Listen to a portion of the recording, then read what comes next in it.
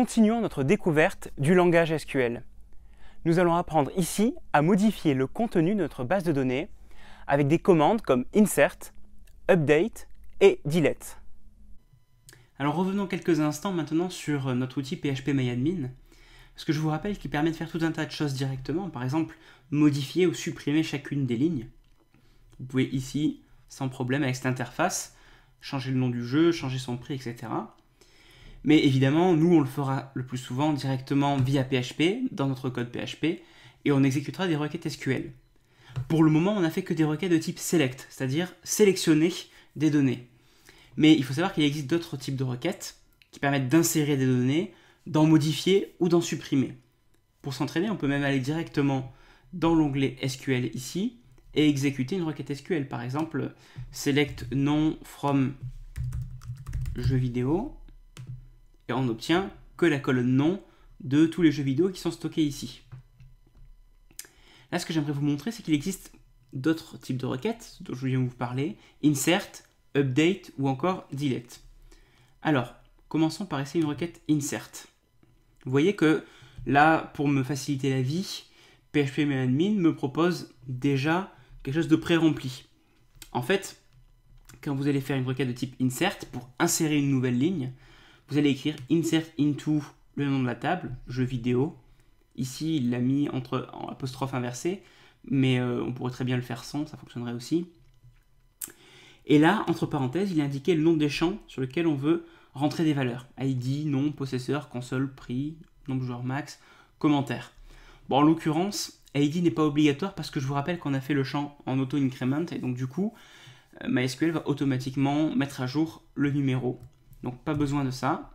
Et du coup, on pourra enlever la première valeur ici. Voilà. Ça, ces valeurs correspondent directement au nom des champs. Par exemple, le nom du jeu, ce sera ici, possesseur, ce sera ici, console, ce sera ici. C'est séparé avec values et entre parenthèses, les valeurs. Donc là, si je veux mettre les valeurs, je vais mettre par exemple un autre jeu. Qu'est-ce qu'on peut mettre? Je ne sais pas s'il y a Tetris. Tiens, on va mettre Tetris. Possesseur Mathieu. Console Game Boy. Prix. Ça vaut cher Tetris. On va dire que ça vaut 30 €. Vous voyez là, je ne mets pas d'apostrophe, de guillemets ou quoi, parce que c'est un nombre entier. Hein. Nombre joueurs max. Eh bien, on peut pouvoir jouer à 2 à Tetris. Et quelques commentaires.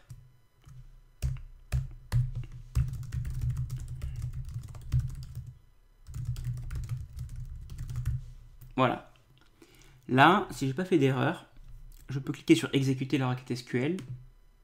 Voilà. Et là, il me dit une ligne insérée, identifiant 51. C'est-à-dire que c'est l'ID numéro 51 qui a été attribué. Si je vais sur afficher, je vois ici les 30 premiers, mais je vous rappelle que phpMyAdmin n'affiche pas forcément tout, parce que sinon ça serait un peu trop lourd. Du coup, il pagine. Vous avez les pages ici. Vous pouvez passer à la page 2. Et vous voyez le 51e Tetris, ici, avec toutes les données qu'on vient d'insérer. Ça, c'est une requête insert. Alors, cette requête insert, on pourrait l'exécuter directement en PHP ici, et faire insert into jeu vidéo, entre parenthèses, on va mettre nom, possesseur, etc.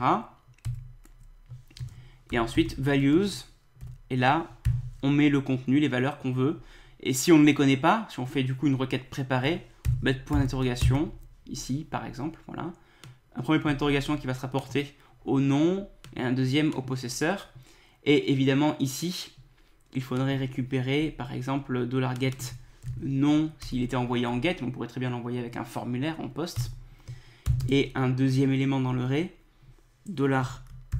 $get possesseur.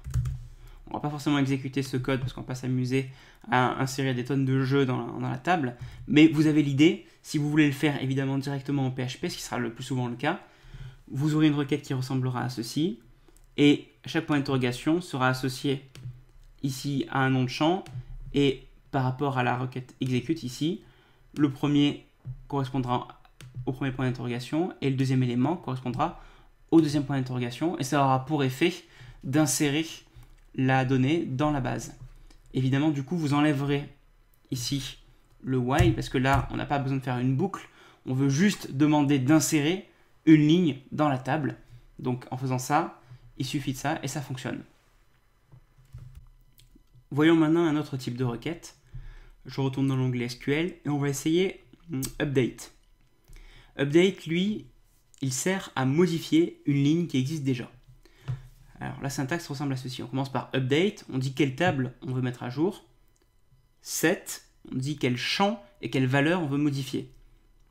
Donc là, il me propose de modifier tous les champs, on n'est pas obligé de modifier tous les champs. On va juste en modifier un.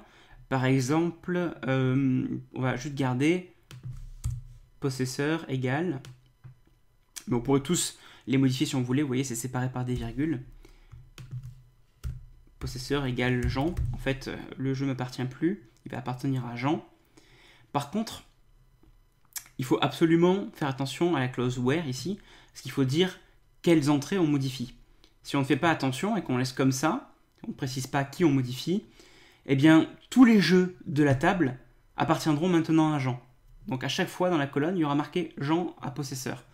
Donc évidemment, on veut éviter ça. Donc on va écrire where id égale 51, c'est le numéro de la ligne. On exécute. Et là, si on affiche à nouveau la 51e ligne, vous voyez que maintenant c'est Jean qui possède le jeu Tetris. Et on pourrait même faire plus vicieux, on pourrait faire en sorte que Mathieu cède l'ensemble de ses jeux à Jean. Et dans ce cas-là, on va changer un petit peu la requête. Je vais l'écrire moi-même pour changer. Update jeu vidéo, set possesseur égale Jean, where possesseur égale Mathieu. Ça veut dire qu'à chaque fois que le possesseur est Mathieu, on modifie le possesseur et on met Jean. Exécute. Voilà. Et du coup, on voit que les lignes qui auparavant m'appartenaient, il y avait marqué ici Mathieu par exemple, là, elles appartiennent à Jean. Enfin, un dernier type de requête, la requête delete, qui supprime des lignes. On écrit delete from la table, et là on précise évidemment quelle ligne on veut modifier, where id égale 51, par exemple, pour supprimer la ligne que je viens d'ajouter. Faites très attention à nouveau, parce que si vous oubliez la clause where, et que vous écrivez juste delete from jeu vidéo, vous allez avoir de sérieux ennuis. Donc, je mets juste id égale 51 pour dire que je veux juste celle-là, s'il vous plaît. Là, il est gentil, il me demande confirmation, c'est phpMyAdmin qui me dit « Oula, tu vas faire une suppression ». Je dis « OK ». Et là, il supprime une ligne. Et voilà, si on regarde en page 2, il n'y a plus l'entrée numéro 51, elle a été supprimée avec la requête delete. Et toutes ces requêtes qu'on vient de voir, ici qu'on a expérimenté dans phpMyAdmin, le insert, update, delete, c'est comme le select, vous pouvez les exécuter directement en PHP, de la même façon qu'on a fait des requêtes select pour modifier ou supprimer ou insérer des lignes dans une base de données MySQL.